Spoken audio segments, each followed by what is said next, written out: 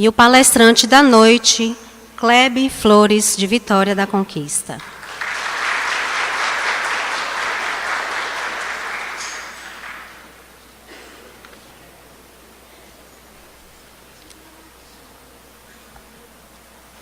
À medida que progride moralmente, o espírito se desmaterializa, isto é, depura-se. Com subtrair-se à influência da matéria, sua vida se espiritualiza, suas faculdades e percepções se ampliam, sua felicidade se torna proporcional ao progresso realizado.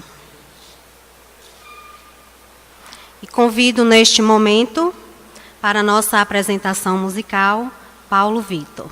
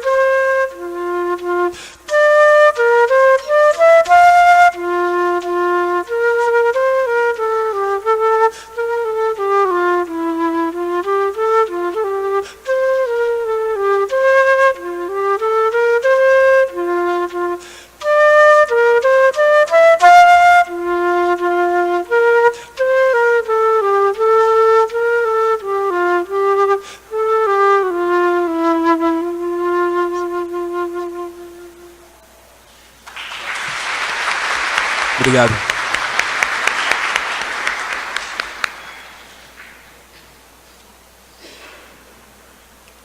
E para a nossa prece de abertura, eu convido Mariudete Tanajura.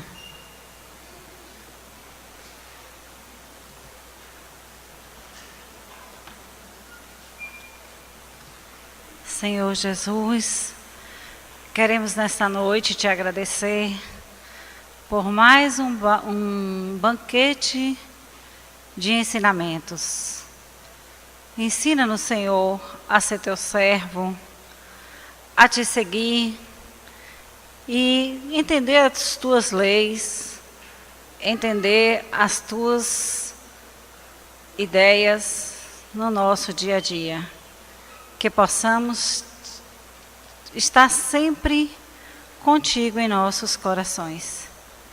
Que assim seja.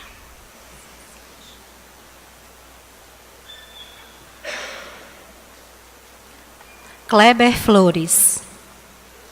Engenheiro civil, diretor da Sociedade de Estudos Espíritas de Vitória da Conquista, da União Espírita de Vitória da Conquista e coordenador do Conselho Regional Federativo 10 da Federação Espírita do Estado da Bahia. Falando hoje sobre o tema Vivendo como um Ser Imortal, convido Kleber Flores.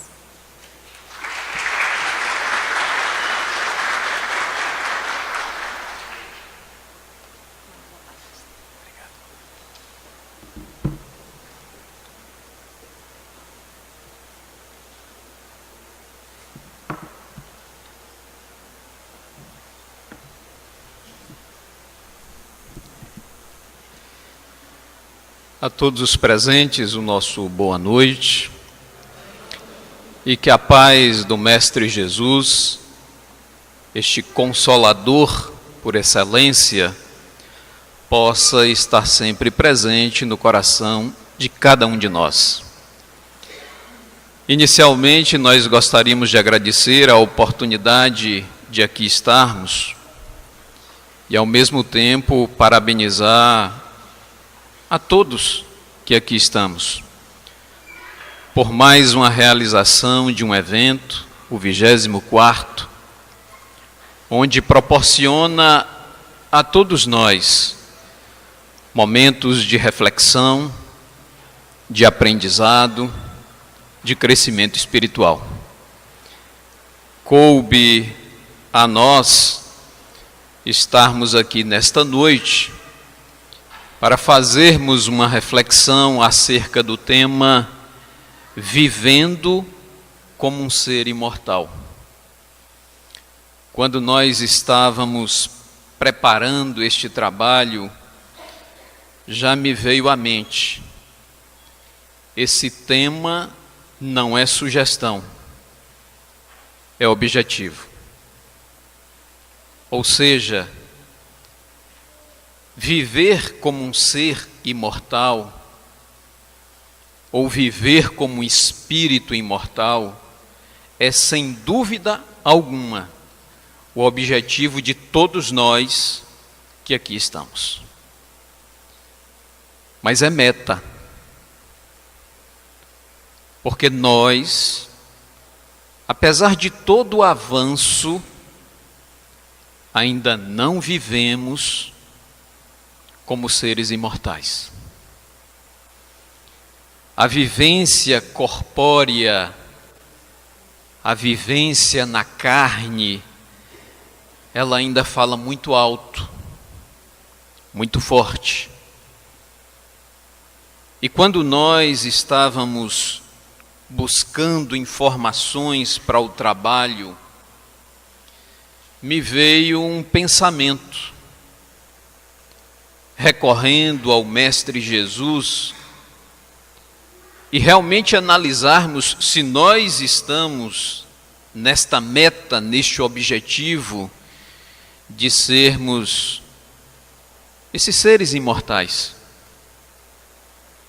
Viver de acordo com o ensinamento do Cristo. Mas nós estamos ainda em um mundo de provas e de expiações. Um planeta que ainda traz grandes dificuldades do ponto de vista da existência humana. E aí chegamos ao Evangelho de João. O Evangelho de João, lá no seu capítulo 16, dos versículos 1 ao 33. Neste capítulo, o evangelista, ele relata um diálogo de Jesus com todos os seus discípulos.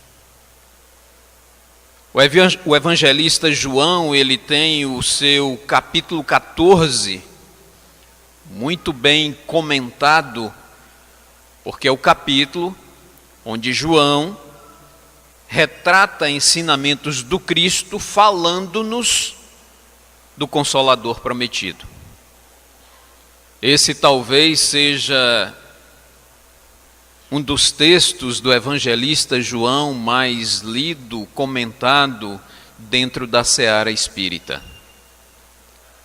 Mas no capítulo 16, Jesus faz um resumo do capítulo 14, chamando seus discípulos à atenção, falando na necessidade de ele retornar ao Pai, para que pudesse nos enviar um Consolador. Ele repete no capítulo 16. E vai falando sobre tudo quanto está se passando e quanto ainda virá. E a partir do versículo 30, Jesus faz uma observação aos discípulos e que nós transferimos para este momento. Jesus os adverte: no mundo tereis aflições, mas tende bom ânimo, eu venci o mundo. O que o Rabi da Galileia estava falando aos seus discípulos àquela época? Ele não diz eu acho, talvez. Jesus não coloca em dúvida a sua afirmativa, porque é de fato uma afirmativa. No mundo tereis aflições. E esta frase, apesar de já ter sido dita há mais de 2000 anos, ela continua real, presente, atual.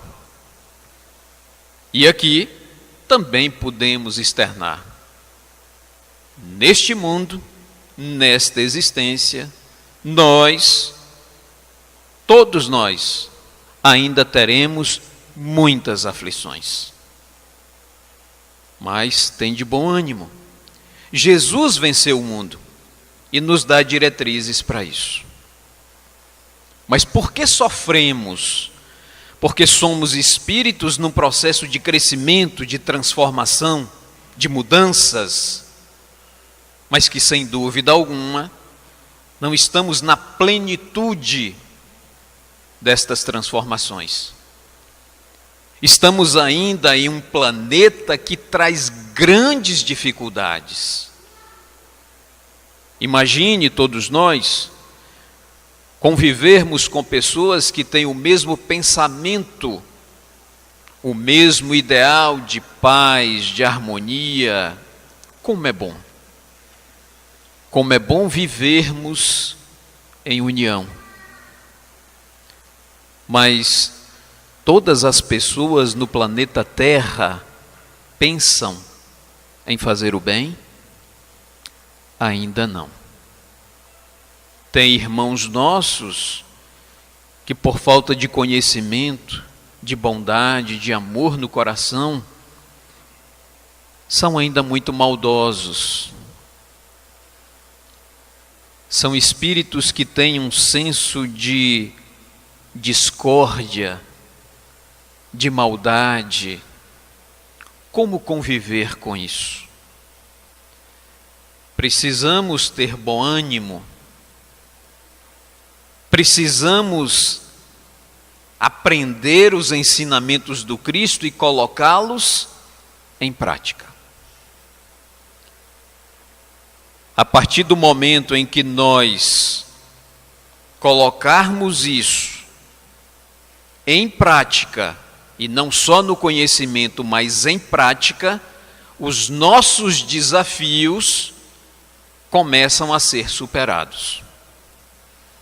E a partir do momento em que eu começo a vencer estes desafios, a superar as decepções, os sofrimentos, aí sim, nós passaremos a viver como seres imortais. Porque eu compreendo, eu tenho um pouco mais de paciência, de tolerância, Este ano, por uma recomendação da FEB, Federação Espírita Brasileira, e também por uma recomendação da Federação Espírita do Estado da Bahia, todos nós, em todo o país, deveríamos homenagear o livro A Gênese. Um livro que está fazendo 150 anos,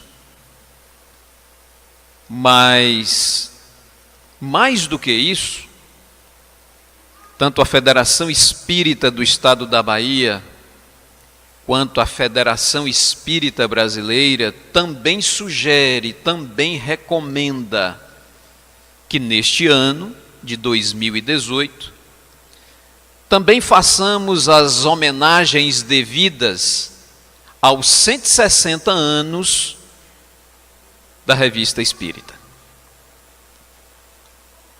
E quando nós buscamos um roteiro para que possamos passar a todos que aqui se fazem presentes, um roteiro de vida, um roteiro para sermos espíritos imortais, ou vivermos como sendo estes seres imortais, precisávamos de algo. E fomos encontrar um destes roteiros, destas diretrizes, em o Evangelho segundo o Espiritismo. Este livro que veio a lume exatamente nos idos de 1864.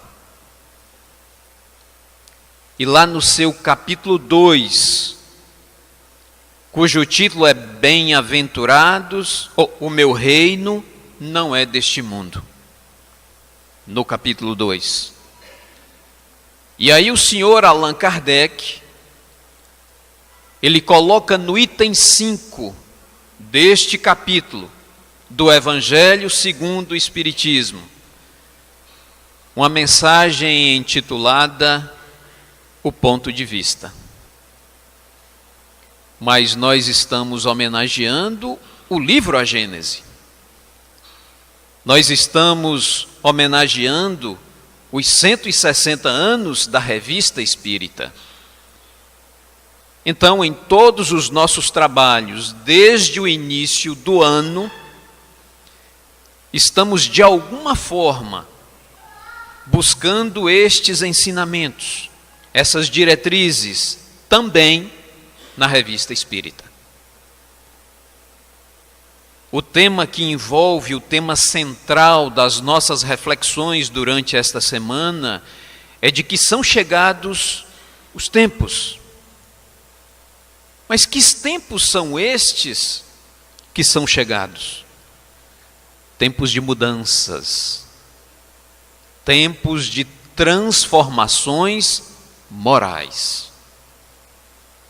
Porque dizem os espíritos que a época das grandes revoluções geológicas, estas já se fizeram presentes no planeta Terra.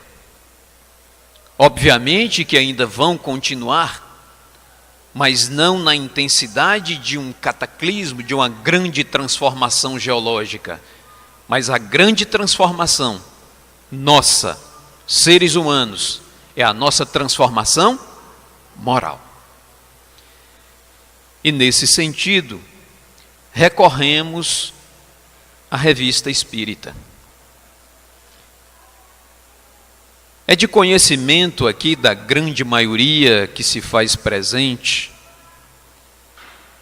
que os demais livros que compõem a codificação da doutrina espírita, porque o primeiro foi o Livro dos Espíritos, e logo na sequência, 1861, veio o Livro dos Médiuns, 1864 veio o Evangelho segundo o Espiritismo, 1865 o livro Céu e Inferno, e 1868 o livro A Gênese. Todos estes livros tem como base a Revista Espírita. Muito do que Kardec coletava nessa troca de informações existe na Revista Espírita. E dali ele fazia um contexto e jogava nos diversos livros, principalmente o livro O Céu e o Inferno, porque eram relatos de espíritos os mais diversos. Então surgiu um desafio. Gostaríamos então de pegar algo que estivesse lá no Evangelho segundo o Espiritismo, no seu capítulo 2, O Meu Reino Não É Deste Mundo, no item 5, cuja mensagem está intitulada O Ponto de Vista, e tivemos a curiosidade de procurar em todas as revistas para ver se havia uma mensagem similar. E encontramos. Encontramos uma mensagem intitulada O Ponto de Vista. Revista Espírita de 1862, ou seja, 2 anos antes da primeira edição de O Evangelho segundo o Espiritismo. E por que essa mensagem ela nos toca profundamente? Porque é um roteiro, porque é uma diretriz, são reflexões muito próprias para o momento atual. Eu aqui pergunto sem precisar de que todos que aqui se fazem presentes levantem a mão ou as mãos. Não precisam. Respondam a si próprios, às próprias consciências. Quem de nós, neste ambiente, nesta cidade, no nosso país, pode levantar a mão ou as mãos e afirmar: eu não tenho desafios, eu não passo por sofrimentos? Nenhum de nós. São desafios dos mais diversos, quer seja no campo das relações, quer seja no campo ético-moral, quer seja no âmbito de saúde corpórea, nos diversos aspectos.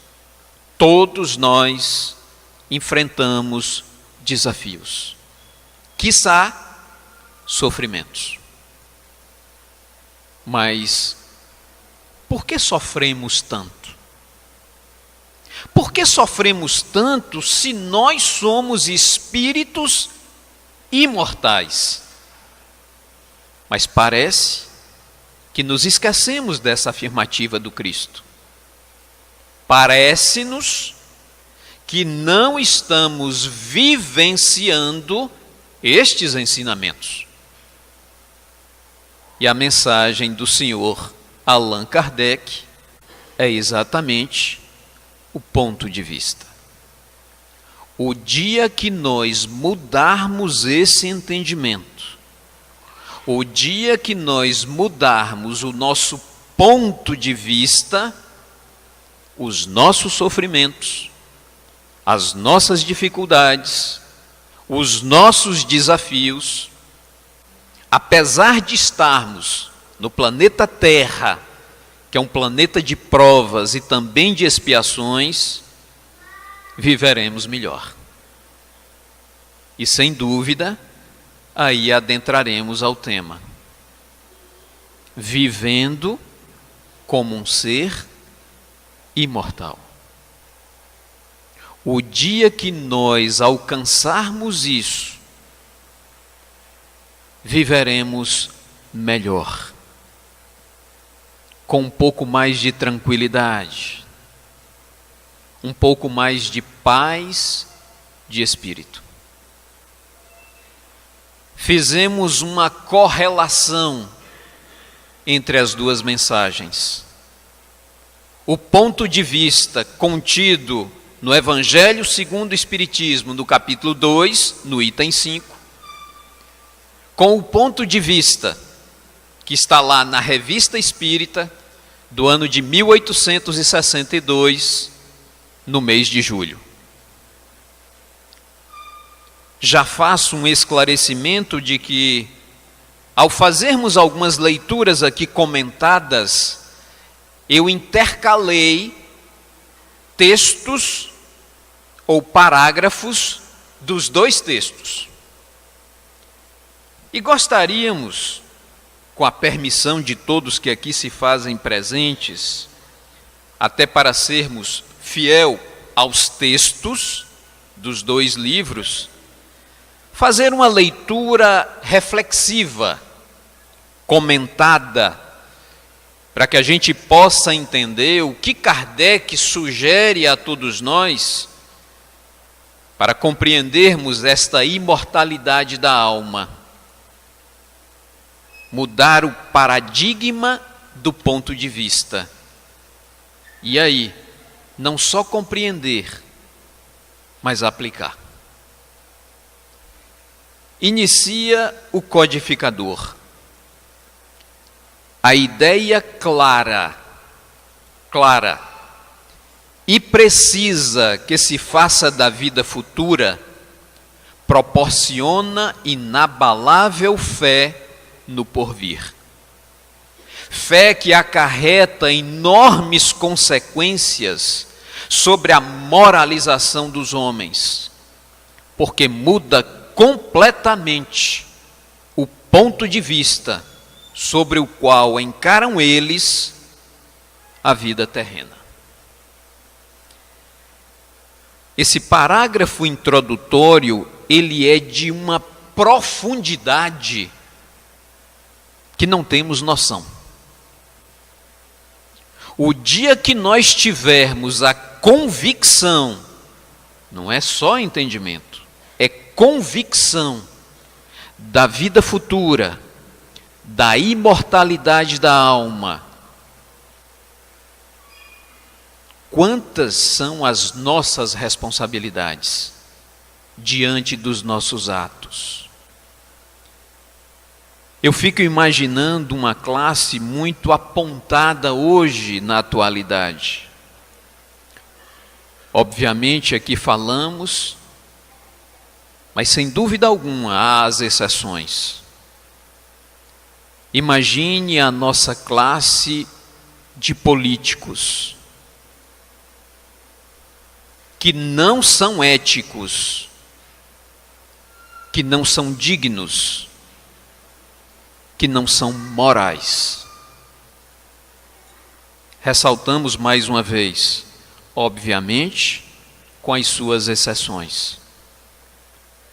Mas se essa classe de individualidades humanas tivesse o conhecimento, a certeza, a convicção da imortalidade da alma, do retorno, da vida futura,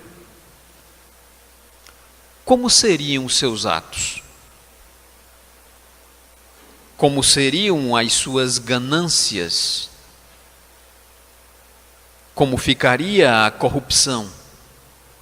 Olha a profundidade da transformação moral diante desse pequeno parágrafo. Continua o codificador.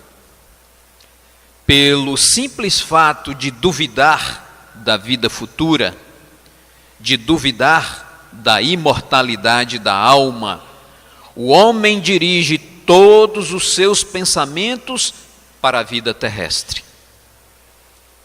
Sem nenhuma certeza quanto ao porvir, dá tudo ao presente, modificando completamente o seu aspecto existencial. E aqui cabe-nos mais uma reflexão. Todos nós, ao chegarmos aqui na Terra, fizemos ainda no mundo espiritual compromissos. compromissos de acordo com as nossas necessidades evolutivas. Talvez nascer nesta cidade, talvez nascer em um lar onde há conflitos de ideias, de pensamentos com pais, filhos, cônjuges. Nós assumimos esses compromissos. Compromissos de receber em nosso seio familiar filhos com deficiência, filhos difíceis, compromissos. Assumimos ainda no mundo espiritual, mas quando chegamos à estação terra, embevecidos por toda este mar de ideias, de pensamentos, de questões ainda muito ligadas à matéria, nós perdemos o rumo. Continua o senhor Allan Kardec. Coloquemo-nos no centro de uma situação qualquer situação, ainda que pequena, ela nos parecerá imensa. Suba ele, porém, ao alto de uma montanha, e logo bem pequenos lhe parecerão homens e coisas. É o que sucede ao que encara a vida terrestre do ponto de vista da vida futura. Vamos imaginar de que qualquer um de nós estivéssemos numa grande capital do nosso país, na Avenida Paulista, e eu desesperado. É a primeira vez naquela capital, sozinho. Recursos, pouco. Eu me vejo engolido por aquela rua. Eu me vejo engolido por aquela quantidade de prédios. Eu me sinto uma agulha em meio àquela cidade. Pequeno. E às vezes nós nos sentimos dessa forma diante de pequenos problemas, mas como se eles fossem enormes, grandes. Mas imagine se eu estivesse na Avenida Paulista e conseguisse pegar um drone que tivesse a capacidade de me elevar do chão. E ele me elevasse 10 metros, eu já me sentiria mais leve. Se me elevasse 100 metros, eu já começaria a ver o final daquela rua. E se esse drone continuasse subindo, eu veria o quão pequena é aquela rua. E talvez o quão grande aquele bairro. Mas se eu continuar subindo, eu vejo o quão pequena é a cidade de São Paulo. E se eu subisse mais ainda, quão pequeno o estado de São Paulo. E se esse drone me levasse mais alto ainda, eu veria o planeta Terra, enorme, enorme, com mais de 7 bilhões e 500 milhões de espíritos encarnados. Mas se eu continuar subindo, esse nosso planeta vira um pequeno ponto. Onde estão as dificuldades, elas somem. É o que diz Kardec. Continua ele. Esta visão terrena, ela também se aplica igualmente às coisas morais. Um dia inteiro de sofrimentos, de angústias, nos parecerá eterno. À medida que esse dia se nos completa, admiramo-nos de haver entrado em desespero por tão poucas coisas. O Espiritismo nos mostra uma aplicação deste princípio, mas de importância diferente nas suas consequências. Ele, o Espiritismo, nos faz ver a vida terrena como de fato o é, ou seja, corpórea, carnal, material, mas necessária ao nosso aprimoramento, ao nosso refazimento e, consequentemente, superando os desafios. Esse é que é o objetivo. Algumas pessoas, eu dialogando com elas, e elas perguntam: mas você acredita na reencarnação? Sim. E qual o objetivo da encarnação? Me fazer melhor. E as pessoas ainda questionam: mas se eu já vivi anteriormente e voltei nesta existência, quais são os meus objetivos? Com quem que eu tenho que me reaver, me reatar? Quais são, de fato, os meus objetivos cruciais, principais? E recentemente eu disse isso a uma pessoa muito próxima. Eu disse: olha, é muito fácil. Como é muito fácil dizer a todos que aqui se encontram: qual é o meu objetivo existencial aqui na Terra? Mudar. E mudar para melhor. Adquirir consciência de que nós somos espíritos imortais. É esse o objetivo. O objetivo resumido. Faz ainda mais o Espiritismo. Mostra-nos a vida da alma, a vida espiritual, de tal sorte que a vida terrena, mesmo de um século, não passa de um ponto neste longo percurso. Se a vida inteira é tão pouca coisa comparada com a vida da alma, que serão, pois, as dificuldades da vida? Eu estou vendo ali no auditório seu Totônio. Já tem um bom período de existência aqui na Terra. Mas diante da imortalidade da alma, esse tempo é uma fagulha. É o que nos diz Kardec.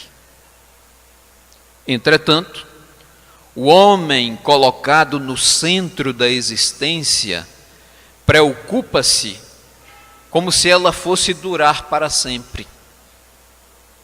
Para ele, tudo assume proporções colossais. A menor decepção o desespera. Um revés o abate. Uma palavra o enfurece. Uma calúnia o atordoa e ele perece. O que Kardec está colocando neste parágrafo é que todos nós vivenciamos desafios a todo instante, a todo momento. E nós precisamos lidar com estas questões, com estes desafios. A partir do momento que eu mudar o ponto de vista, ou seja, que eu mudar o entendimento de que eu sou espírito imortal e que eu estou em um corpo físico que é passageiro, que é temporário, os meus desafios, eles se tornam pequenos. E aí sim, eu começo a viver como espírito imortal. São reflexões que consinta a todos nós a mudanças, a transformações.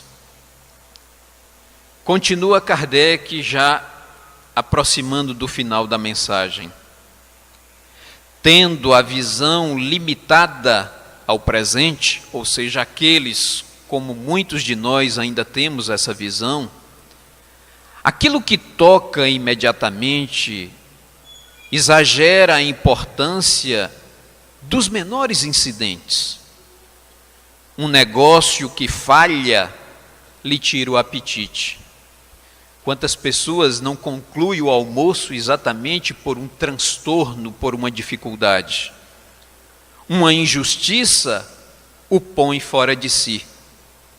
Para estas pessoas que vivem mais das questões materiais do que as questões espirituais, Kardec diz: triunfar para estes é o fim de seus esforços, o objetivo de todas as suas combinações. Aí indaga Kardec: mas para a maioria, o que é triunfar? Vamos aqui perguntar hoje, para todos que aqui estamos, o que é triunfar nesta existência? O que é eu me dar bem?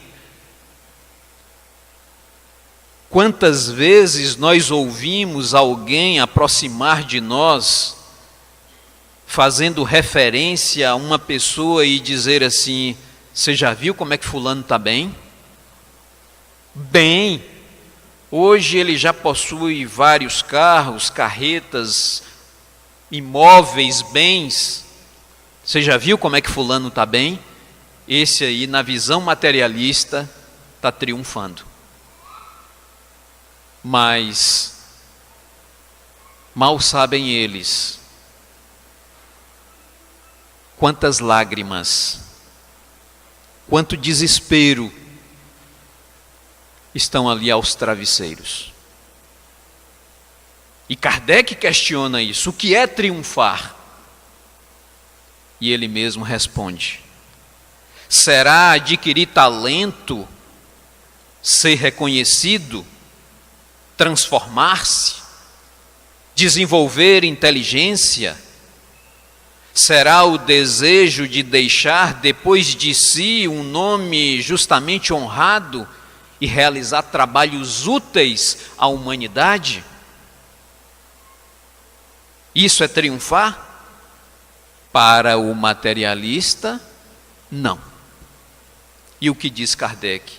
Ele afirma: não. Triunfar para o materialista é suplantar o vizinho, é eclipsá-lo, prender, é afastá-lo, derrubá-lo mesmo para lhe tomar o lugar.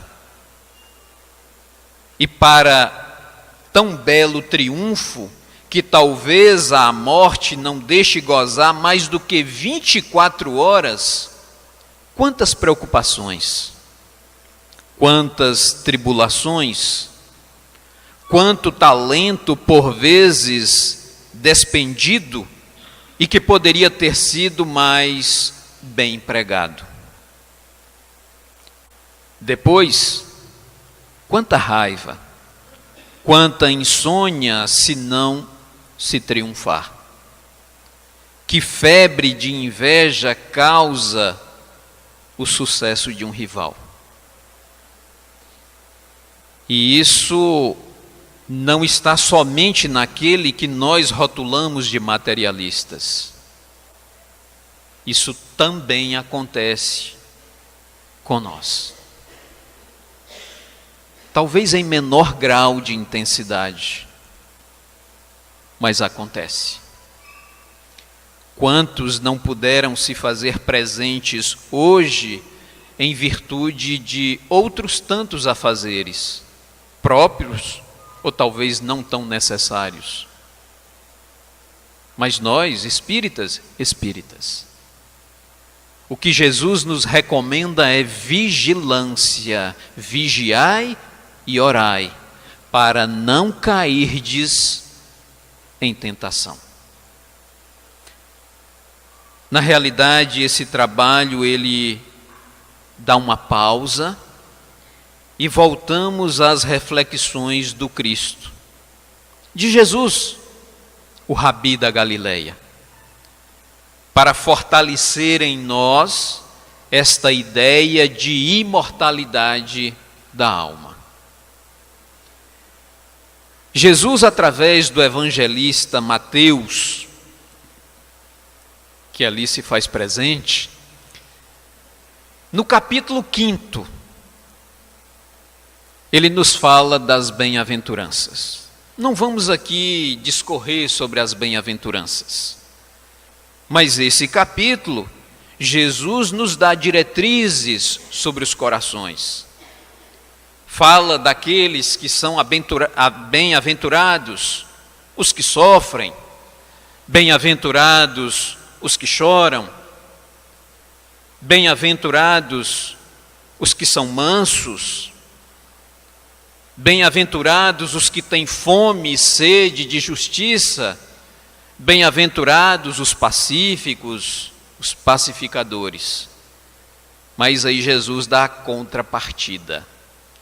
Primeiro eu tenho que analisar em mim mesmo o quanto eu sou pacífico, o quanto eu sou paciente, o quanto eu sou manso, o quanto eu estou sofrendo. Mas Jesus afirma que apesar de todas estas dificuldades, muitos herdarão a terra, ou seja, terão a oportunidade de reencarnar ou reencarnarem neste planeta. Que muitos destes verão a Deus. Que muitos destes terão a fome e a sede de justiça saciados. Serão tratados com misericórdia. E muitos terão o reino dos céus, ou o reino de Deus. Quando Jesus nos dá essa diretriz, Ele não está dando diretrizes do ponto de vista material, corpóreo, não. Jesus diz que veremos a Deus, não se vê Deus nessa veste corpórea. Vai se compreender Deus à medida que avançarmos do ponto de vista espiritual. Que herdaremos o céu, que herdaremos o reino de Deus. Como entrar no reino de Deus em uma veste perecível, falível? Então vamos entender os ensinamentos do Cristo. E é aí que retornamos novamente ao Evangelho de João, lá no seu capítulo 16, quando Jesus afirma: mas tem de bom ânimo, que no mundo nós teremos aflições, mas vamos ter bom ânimo, porque Jesus venceu o mundo, e nós também haveremos de vencer. E se vence o mundo, como?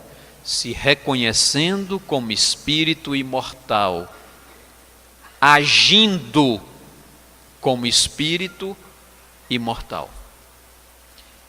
E encerra Kardec nesses dois últimos parágrafos.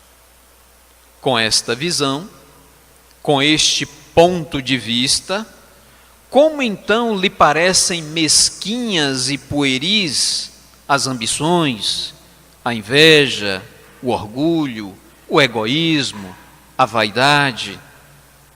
Partindo deste ponto de vista, tornar-se-á de vontade própria o joguete de uma ilusão?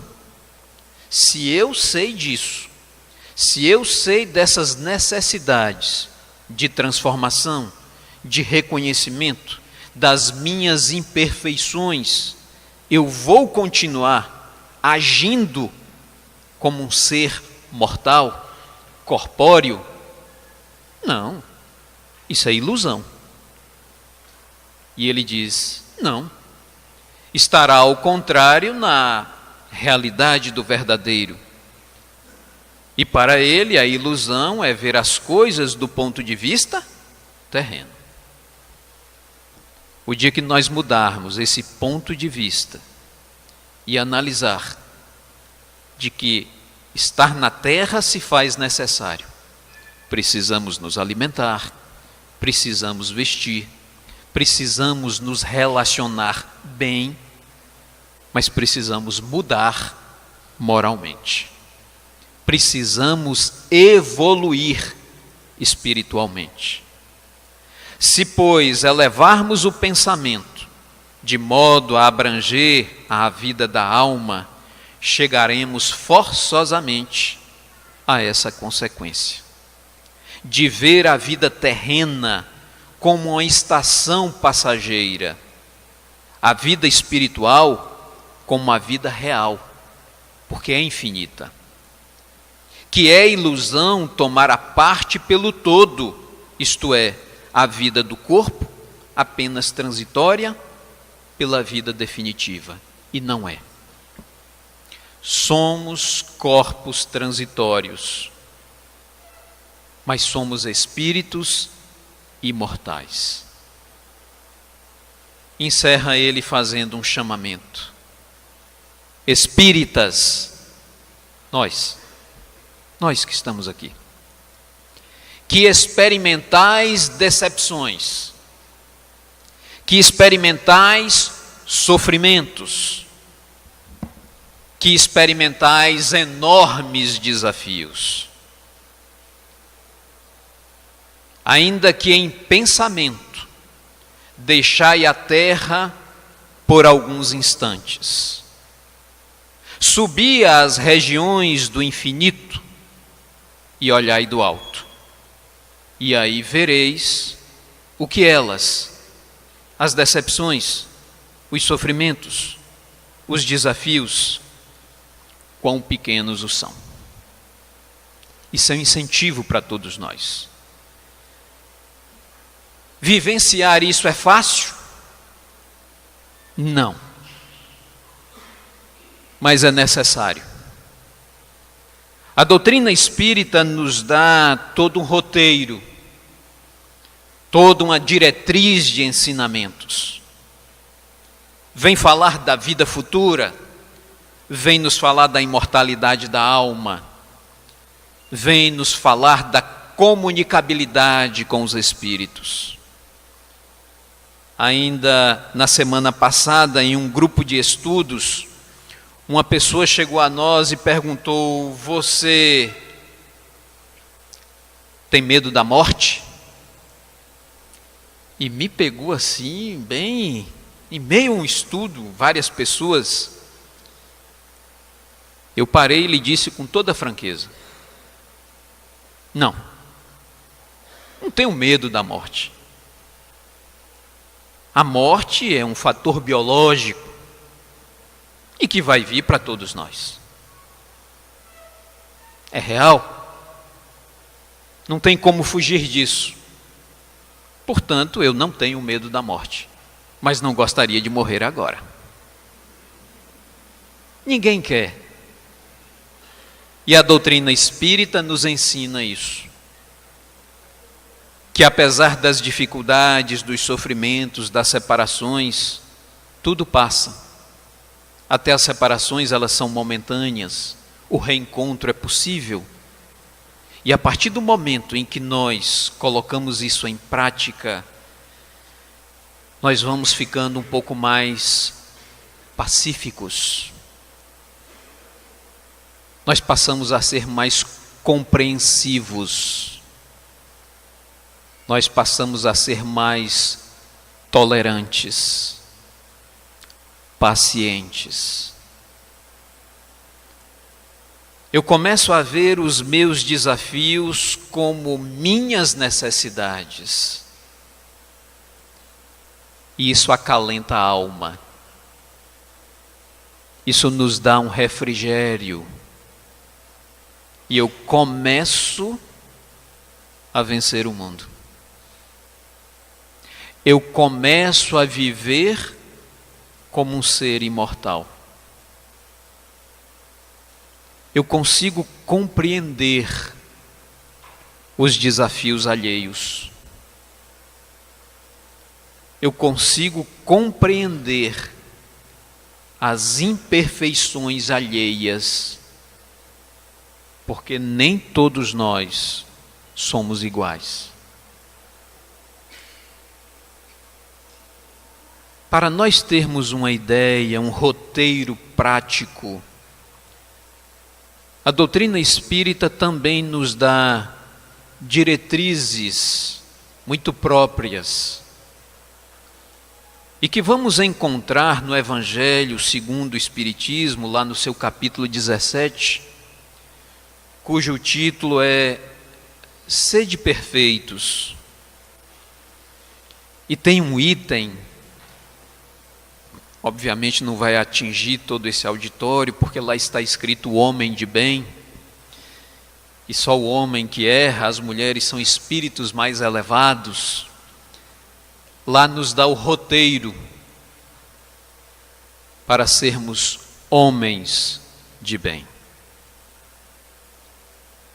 E à medida que nós conseguirmos implantar isto nesta existência, viveremos muito melhor. De forma bem resumida, os imortais colocam que o homem de bem é aquele que pratica a lei de justiça, amor e caridade na sua maior pureza. E aqui cabe-nos uma reflexão.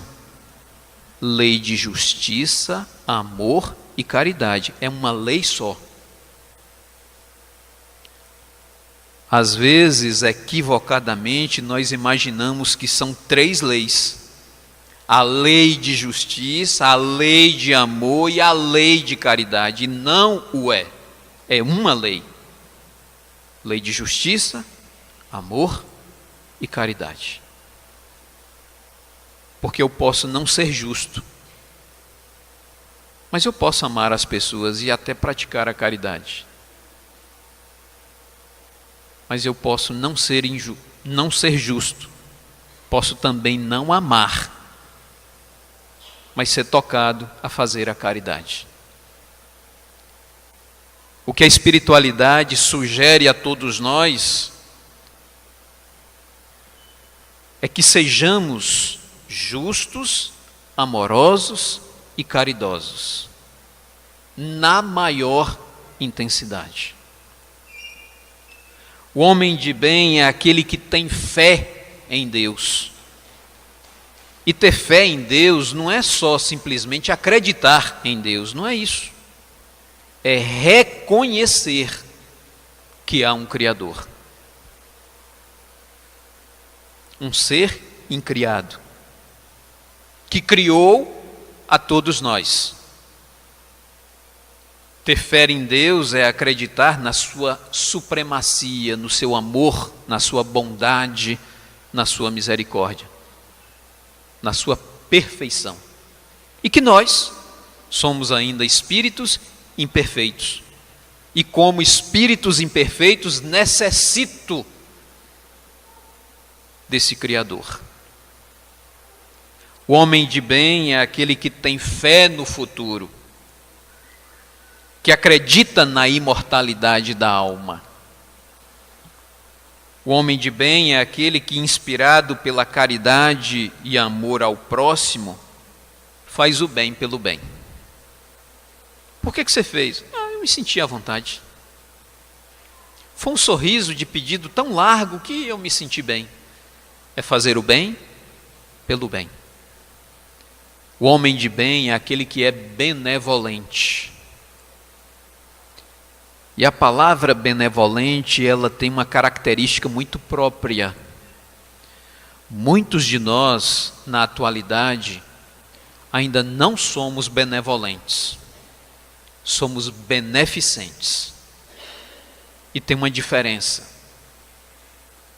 Se pegarmos a etimologia da palavra ser beneficente, é fazer o bem com eficiência. Beneficente. Porque às vezes estamos na casa espírita e o coordenador da atividade pergunta: temos uma distribuição de sopa hoje. Quem vai? Só tem 5, 6 pessoas ali naquela reunião, um olha para o outro. Você vai, João? Não sei. Se ninguém for, não vai ter sopa para distribuir. Quem vai? Eu vou. Está fazendo bem? Está. Está fazendo bem com eficiência? Está distribuindo. Mas ele não está sendo benevolente.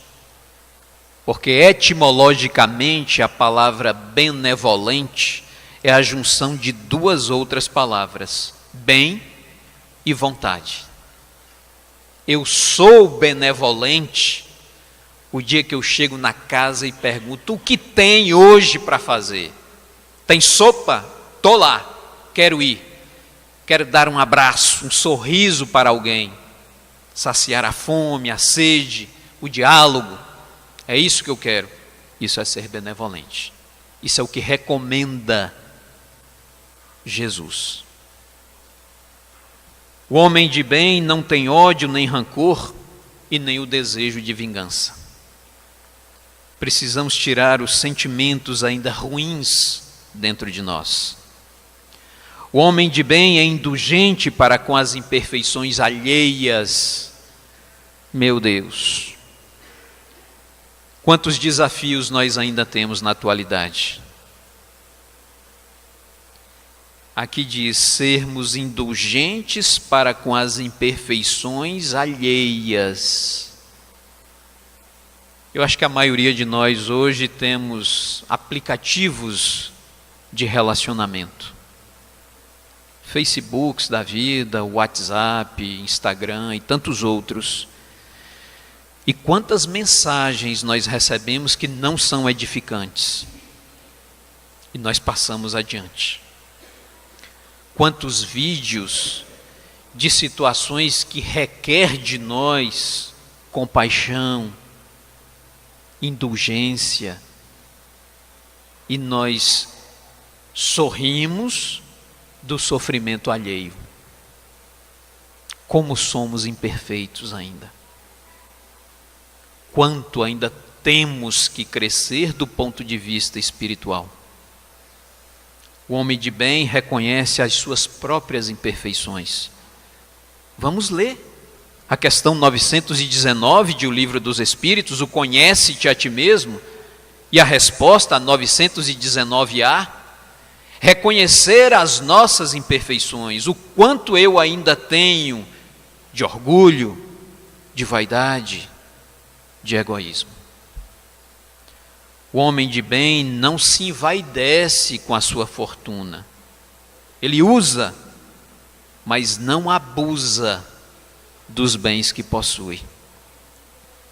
E encerra a espiritualidade.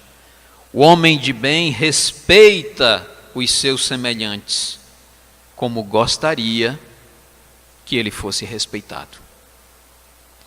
Mas depois de todas essas diretrizes para sermos homens e mulheres de bem e vivermos a vida como um ser imortal, os benfeitores fazem um alerta.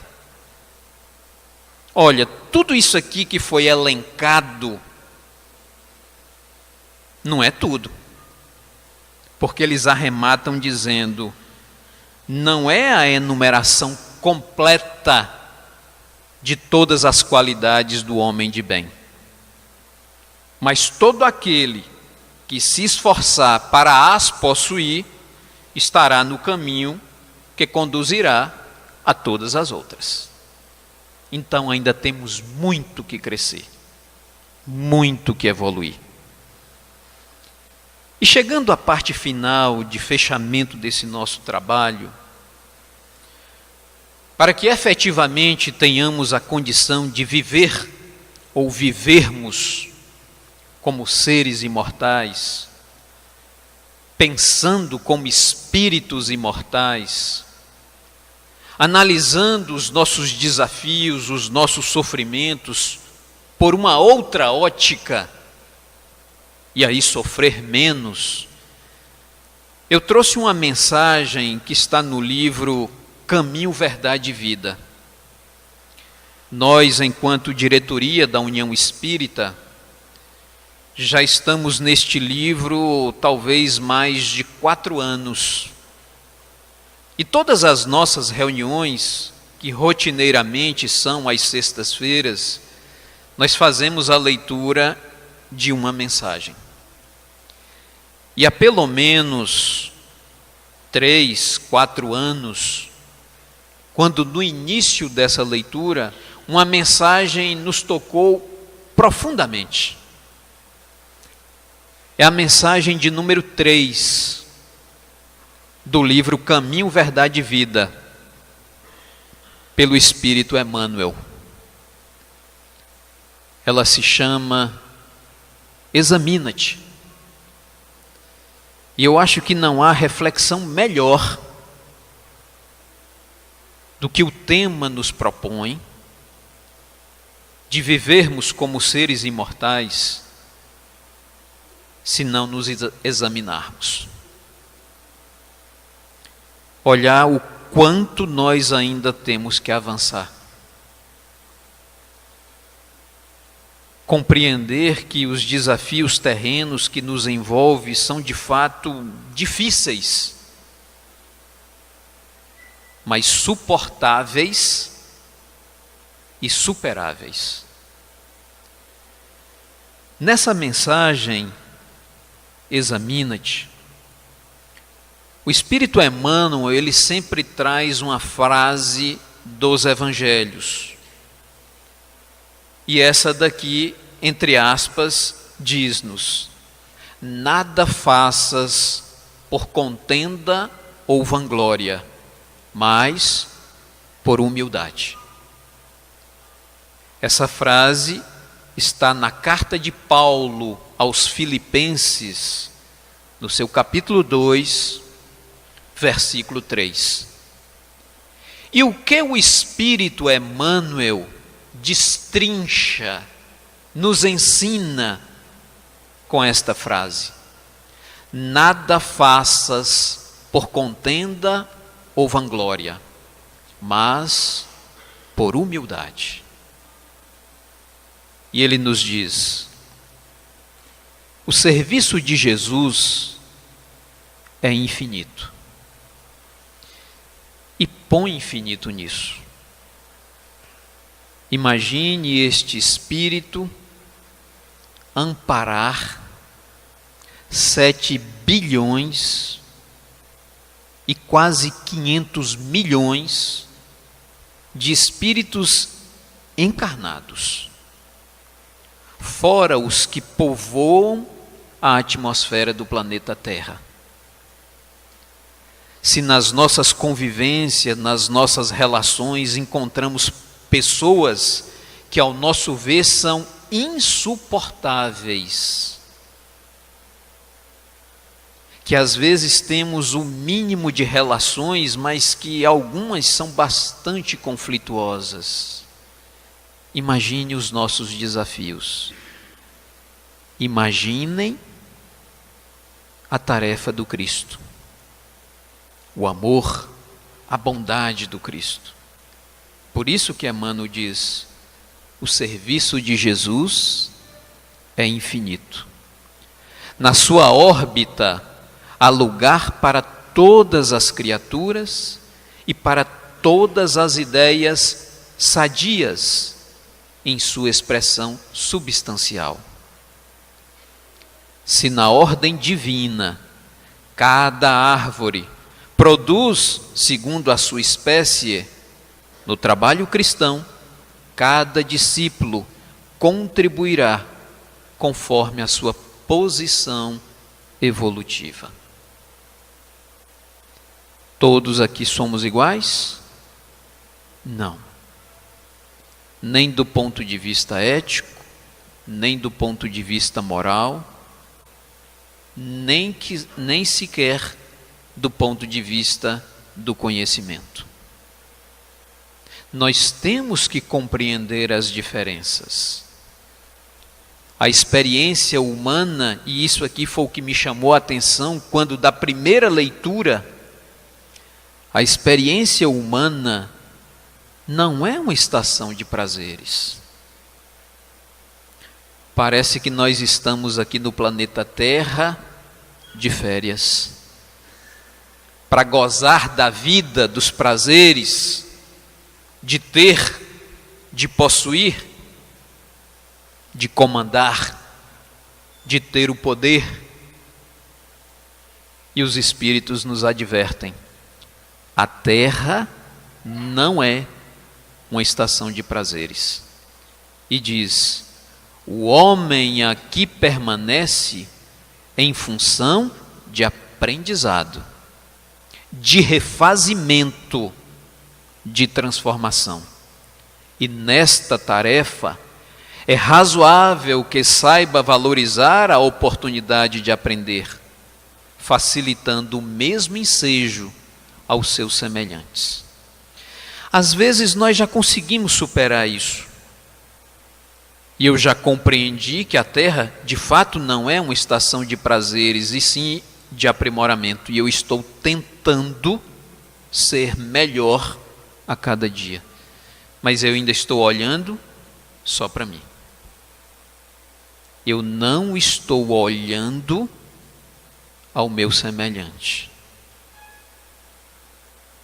O apóstolo Paulo compreendeu essa verdade, afirmando que nada deveremos fazer por espírito de contenda e vanglória, mas sim por ato de humildade.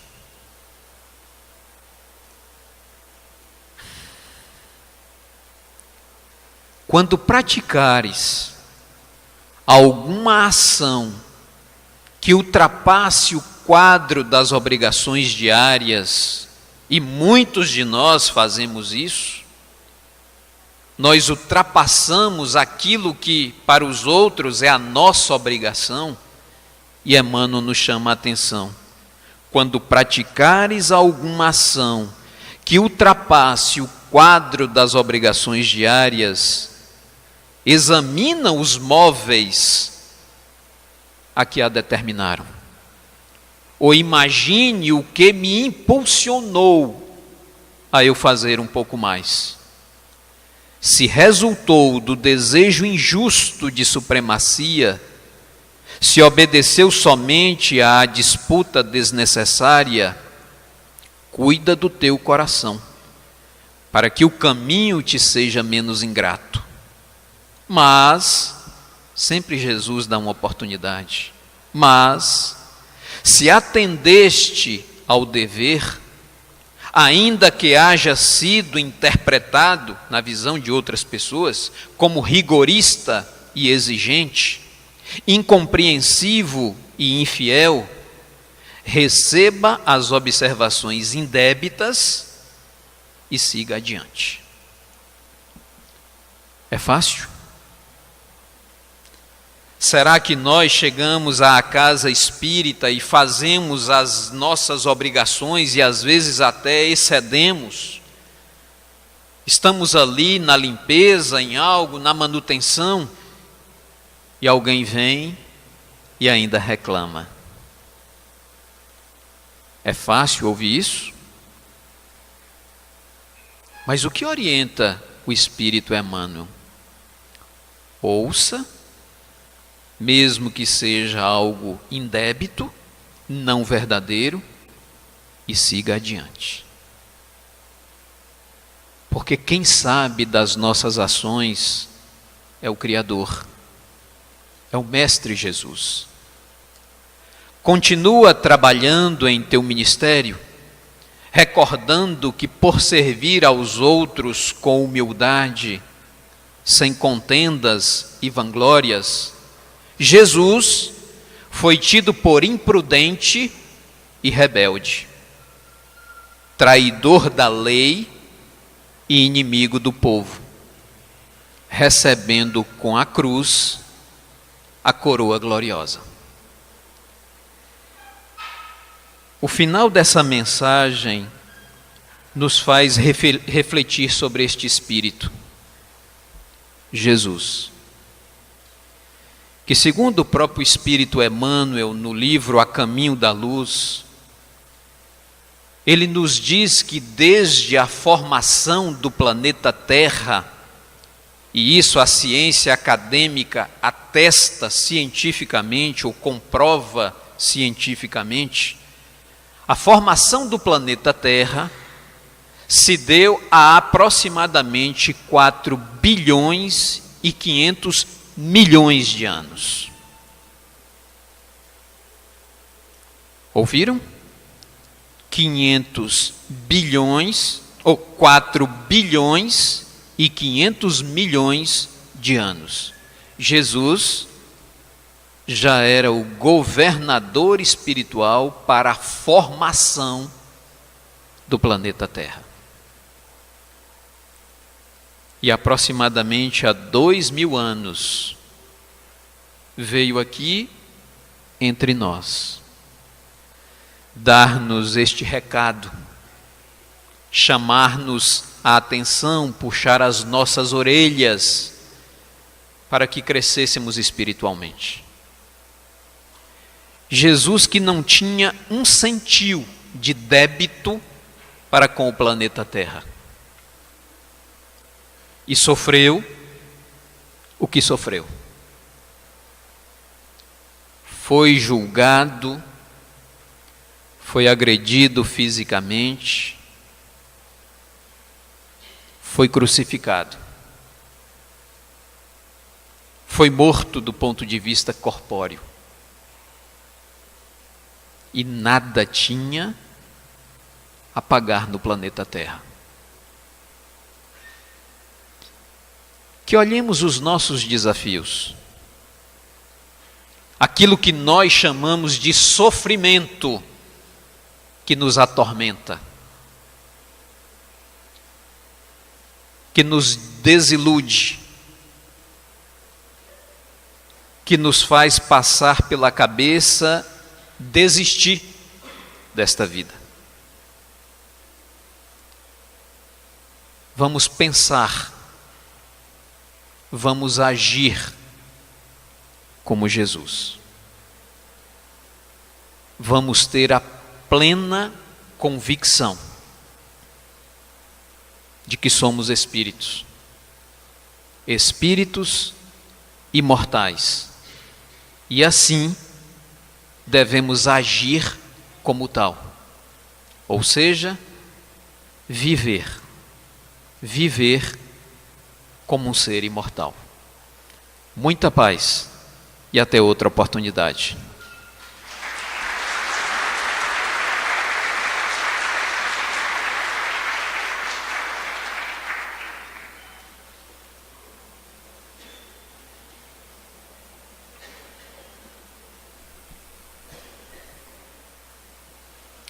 Agradecemos ao amigo Kleber Flores pela presença e pela bela exposição da noite. Agradecemos imensamente pela presença de todos e convidamos para a palestra de amanhã com o expositor Arilson Ferraz, de Vitória da Conquista, cujo tema será os desafios existenciais.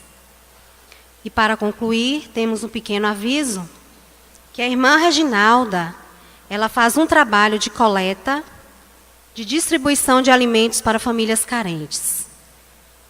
E, por isso, pedimos a colaboração de 1 quilo de alimento não perecível, que pode ser deixado logo à entrada do salão. Convidamos para a vibração musical Paulo Vitor, que também nos servirá de prece de encerramento.